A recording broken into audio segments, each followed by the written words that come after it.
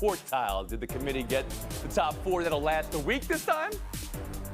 And Brooklyn Nets reverse course on Ime Udoka. Let's go.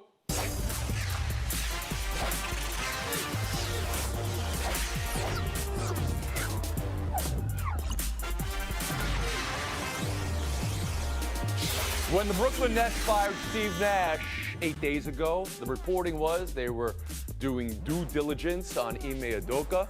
And then minutes after the due diligence reporting, that was the Udoka hiring was imminent. News today, the team will stay with Jacques Vaughn full-time, will not hire Ime Udoka. Udoka remains suspended by the Celtics. The roller coaster that is the Brooklyn Cyclone, for at least 1 minute, stops. Frank Isola, around the horn to you on the Nets' decision here to not go with Udoka, stay with Jacques Vaughn. Good job. That's great for Jacques Vaughn. Terrific guy. I think he's a very good coach, deserves another chance. Remember, that story first came out. The reports that they were close to Ime Udoka came out while all this Kyrie Irving stuff was going on. So I think a lot of people, a lot of women, I think the league office and a lot of guys were thinking, hang on a second, you have all this going on with Kyrie. You're now going to hire a guy that's currently suspended by another team. I don't know this for a fact. I would have to think the league got involved here and said, you know what, don't go down this road right now. He's suspended by one team for a full year. Not now, not with this team. Kevin Blackstone. No, I have to agree with Frank on that, and this was not something that the league certainly wanted to get involved in. They didn't want this at their doorstep. Quite frankly, I don't even think they wanted Kyrie at their doorstep. So this was going to happen. I'll say this, though. I feel bad for Jacques Vaughn. Having to take over this game, I know it's one of the few NBA head coaching jobs you can get, but of all the head coaching jobs you could get coming out the blocks, you do not want this job. This is a franchise that obviously is in turmoil. It is falling apart. You're missing pieces. It's a horrible, horrible situation. The question is, who else would really want this job? Israel Gutierrez. Yeah, well, when Sean Marks mentioned that they were not in the works, or it had not been very much in the works, that Ime Udoka was going to get the coaching job, everybody sort of laughed and said, hey, that's just him doing the PR thing. That's definitely going to happen. I would imagine from both sides there were question marks. And Mark Stein reported that there was some pushback from people within the Nets organization saying, hey, maybe we shouldn't pile another mess on top of this mess that we already have here. Let's give this some thought. But I'm with KB there. Like, if I'm Ime Udoka, I'm probably thinking that it might be better to live out my suspension with the Boston Celtics than go ahead into that dumpster fire where you have no idea what's going to happen with Kyrie Irving, and you have no idea if Kevin Durant's going to say, okay, I will stay here and not demand another trade. So I don't think it's a very attractive job, and I definitely don't think that hiring Udoka was going to be the problem or the solution to this problem, given that, it's just one problem on top of another. And L. Duncan. Yeah, when I first heard that they were sort of flirting with hiring Ime Udoka, I immediately thought of that GIF, right, where the dude throws the crab legs into the hot oil and then just waits for the explosion and that it happens. That's what this sort of felt like. Like, why take something that's already incredibly volatile and then throw something else in it? I do feel bad for Jacques, though, because this is his second coaching opportunity, and it is an absolute dumpster fire. When one of the biggest decisions that you have to make as a head coach is how you're going to bring back your superstar who's being suspended with sensitivity training for anti-Semitism. This is not at all a situation that he should be in. And unfortunately, it's a situation that a lot of black head coaches find themselves in sort of horrible situations where they're left to take what's left. Frank Isola, back to you.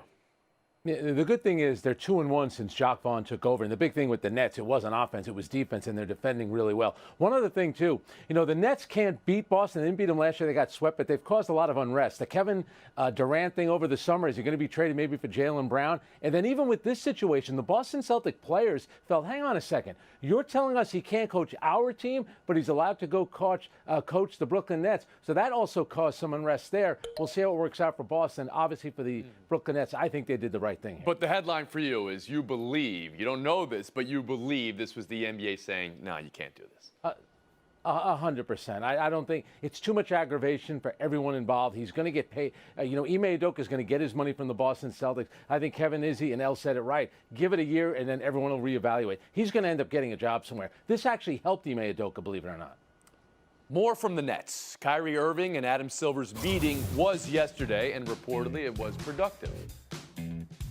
This was one of the 6 steps the franchise gave to Irving about getting back to the court and serving his suspension. Jaylen Brown, speaking as a VP of the Players Association, says expect the NBA PA to appeal that suspension. You mentioned the distinction between what somebody said verbally and what somebody posts as a link on a platform.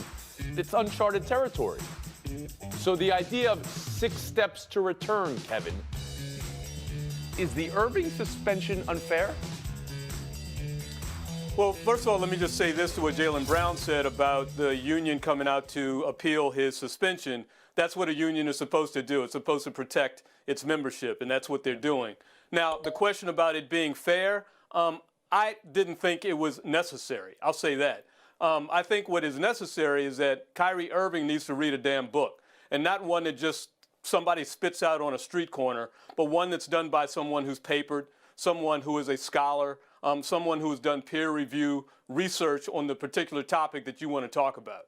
He's had that problem before. And so I don't know that the suspension, unless it's going to require him to do some real study and not just sit down and chit-chat with people about their sensitivities towards certain issues, is really the way to go. I'm rarely in that camp which says you got to suspend somebody in a situation like that. Sensitivity training, no, it's education that he's in need of. Israel Gutierrez.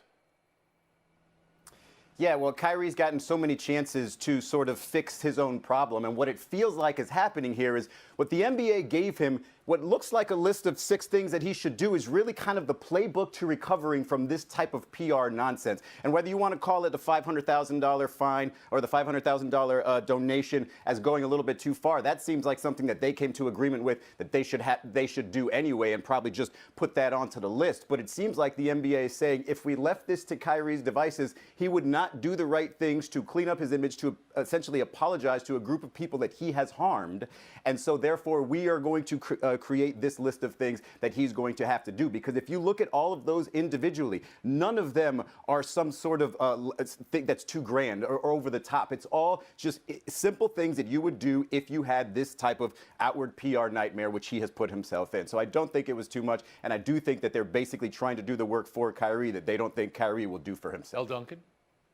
I don't feel sorry for anybody that put themselves in this situation time and time and time again. They have given him layup after layup after layup and so many opportunities to just be contritious and actually contritious without any qualifiers at all. And he has been unable to do that. All he had to do was say, I fell victim for Facebook hotepping. Yes, I'm sorry. I'm embarrassed because I pretend to be smarter than everyone and I fell for it like many other people do. And I unwittingly insulted an entire group of people because I am trying to figure out my black lineage. I am trying to be proud of my black heritage. That's all he had to say. And he didn't do that. He does what he always does. He got combative with Nick Friedel. And then he started speaking in circles and ethereal terms so that we feel stupid and he feels somehow smarter than us, which is what all Barnes and Noble philosophers do. I don't feel sorry for him because they've given him every opportunity to just say, I'm sorry. And if he's not sorry, it's because he actually feels this way. And if he feels this way, he absolutely needs to be meeting with these people that can set him straight.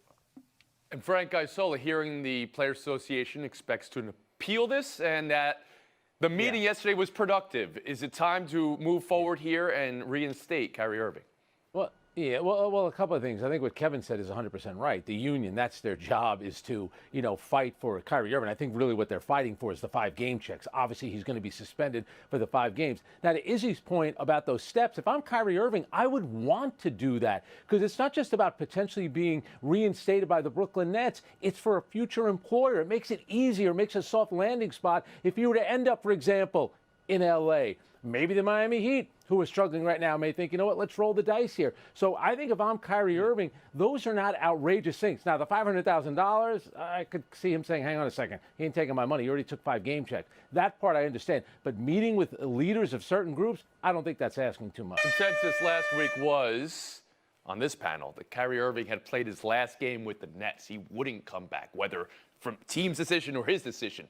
Now that a week's gone by, Frank, how do you feel?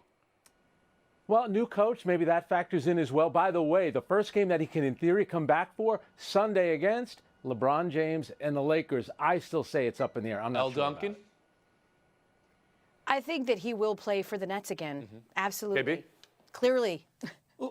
I don't know who he's going to play for next. Maybe the Nets, but you know what? He's a free agent. He has proved himself to be untrustworthy for the last few years, be it something off the court or because of injury. So I don't know who wants to latch on to this guy.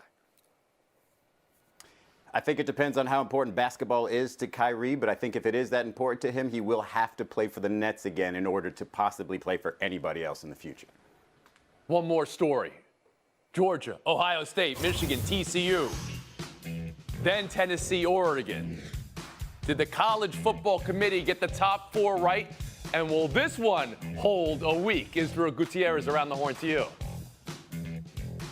They got the top 4 right. Will it hold a week remains a question mark. Obviously, Ohio State and Michigan don't play each other this week, but TCU plays Texas, and that's a game that they could lose. Even if they don't lose, if they struggle, maybe have to come back in the fourth quarter the way they have been in all of their wins. Oregon has one of 2 consecutive ranked games this week against Washington. If they blow out Washington, they could be knocking on that door of the top 4. So there's definitely going to be some movement. Maybe not this week, but by 2 weeks, there should definitely be some Kevin Blackstone. Yeah, I'd have to agree with that. The only thing that makes me scratch my head is Tennessee losing to the national champions in their house, falling all the way out of the Final Four. That's a pretty precipitous fall for that one loss. Was it the result, though, or was it that it was a manhandling? Frank Isola, bring you in here. Yeah. Is there a chance that El Duncan will be dancing again on the field when Georgia wins a national championship? Absolutely. The team, I think they got this right. The team that I'm kind of pulling for, though, is LSU because of all the criticism Brian Kelly got with the family and the accent and all that stuff. Can you imagine? Right now they have 2 wins. Can you imagine if somehow he cracks the top 4 when all's said and done? El Duncan. No, I can't imagine that, Frank, because that will have meant he would have beat my Bulldogs in the SEC championship to do it. So that's a hard pass. I actually am inclined to agree with KB here, despite the fact I'm super perturbed that it took Georgia, who was already the reigning champs and had not lost, having to beat the brakes off of Tennessee to convince the committee they were number 1. I still think that, like, last week, they kept TCU out of the top 4 because they said that they weren't winning convincingly. Then they said that exact same thing this week. Yeah. Right? As like a positive Very for fluid, TCU. floating They're finding ways to win. criteria. That doesn't Far make be it sense. from me to have a floating criteria and criticize a floating criteria how things are ranked and scored. Oh, look at this. The upper quartile of the upper quartile. Everybody 4-4. in the Final 4 right now. LeBron James, No, Frank. Jim Irsay, Tom Brady. right there on the screen. 9-7-1 gets us in. Why are we tanking? We're not tanking. That's what he told The Athletic and Fox 59. Israel, do you believe Irsay when he says they're not tanking? I'm going to go ahead and take Irsay here for his word because we're just playing a games with words here. Okay, if that's tanking, I call their season boom or bust. They went into it with, hey, let's see if this quarterback will fix our problems and we can be the team that we hoped we could actually be. It didn't work out, so now they do the patchwork that's necessary. I don't necessarily call that tanking because for who? It's not like there's a Victor Wembanyama at the top of the NFL draft that they can grab there, so I just don't see it as tanking. I see it as just doing some repair Can you work. imagine him over center? Just like, I mean, a 50-yard bomb would be like a handoff. Blackstone, how about you? Patchwork. This is patchwork. Patchwork is what you do to your jeans if you don't want to be cool and you have a rip in them. This is throwing the jeans away. You just hired a coach who's never been a head coach before to coach an offense with a guy who's barely played quarterback in this league. So they're absolutely tanking, and we know that the NFL has incentivized tanking by the way that they set up their system. And that's exactly what you're doing. If you want a quarterback, the easiest way to get him in this league is to draft one and develop. Frank Isola. Come on, those of us on this show, we all know how important we are, but believe it or not, Jim Irsay's not talking to us. He's really talking to the fan base, and he's talking to that locker room, because when you bring in a coach, no experience, rookie quarterback, in theory, you're tanking. By the way, Matt Ryan, now that you muted me into oblivion, is the same age as LeBron James. So I was kind of close. And LeBron James plays with a Matt Ryan. That's where you could have gone. El Duncan, how about you? In that same press conference, Irsay threw out like, hey, maybe we'll see like all 3 quarterbacks play this year. Who knows? That in and of itself signifies that you are tanking. On top of the fact that they hired Jeff Saturday, because honestly, once the Titanic hits the iceberg, it does not matter who's captaining the ship or how much experience he has, because all you got to do is just stand there and watch the ship guide itself to the bottom of the ocean. And that's literally what we're doing with the Colts. Jonathan Taylor, closer to being cleared to play. Maybe he plays this week. That division is still there. I'm playing. We'll move on. Buy or sell 2. Aaron Rodgers indicating he's still the reigning, defending, two-time MVP on the Pat McAfee Show. On a 4-game losing streak, Green Bay versus Dallas this week. Here's more from Rodgers. Look, I've made a thrown touchdown passes many times. I don't give a what these experts on TV have to say. All right, so he's talking about you guys after the 3-interception week. But again, this week versus Dallas, KB, what do you buy? What do you sell from that motivational speech from Rodgers? Well, I'm selling Aaron Rodgers right now because on the Kevin Blackstone fantasy team, he's certainly not the reigning MVP at all. But I'm not mad about that. I'm just you don't care about that. But we do care about the fact that this guy is not performing. We saw the 3 picks that he threw last week. Those were probably the 3 worst picks he's thrown in his entire career. And it's time to stop blaming other people and start looking in the mirror and saying, if I'm this good, I need to make everyone around me better. Frank Isola? He's a bigger sensitive baby than I am. The one thing he did get right, we are experts, and we do know, and we're usually praising him. The reason he's getting criticized is because he hasn't played well. By the way, don't tell us, show us. Go out there and play. You didn't play well last week. Awful game by Aaron Rodgers. Minus 17, and that awful game for Isola right now. Duncan, how about you? You're not an expert. You're not an expert.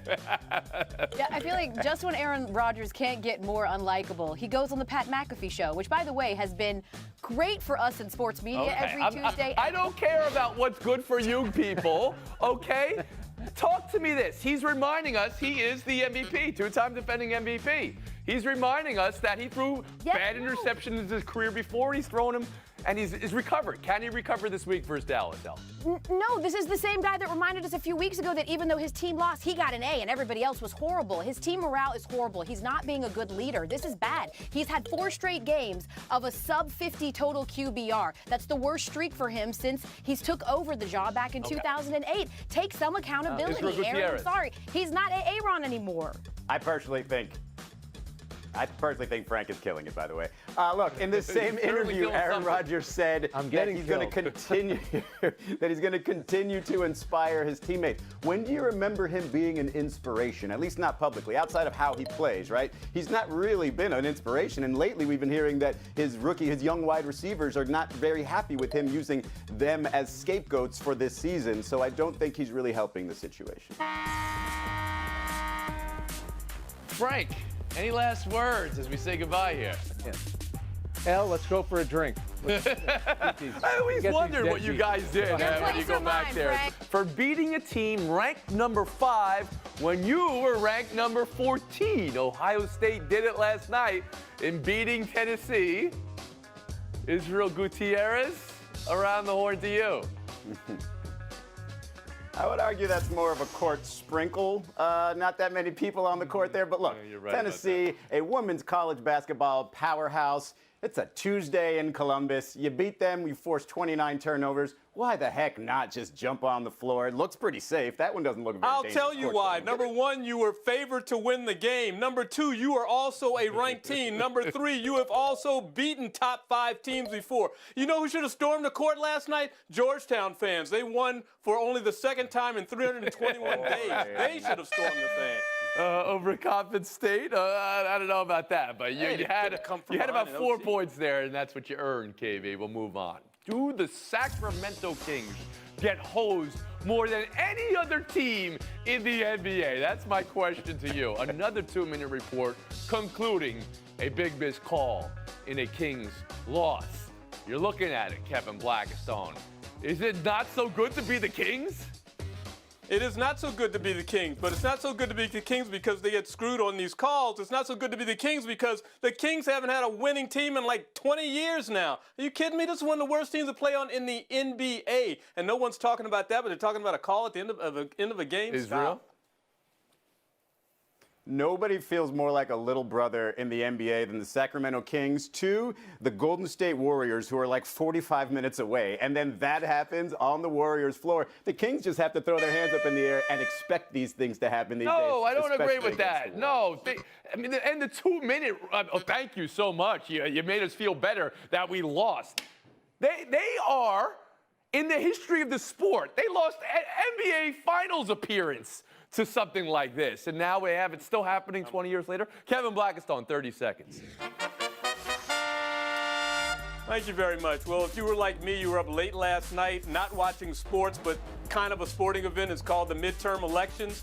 A lot of people won, a lot of people lost. But you know one lesson that politics can maybe take from sports?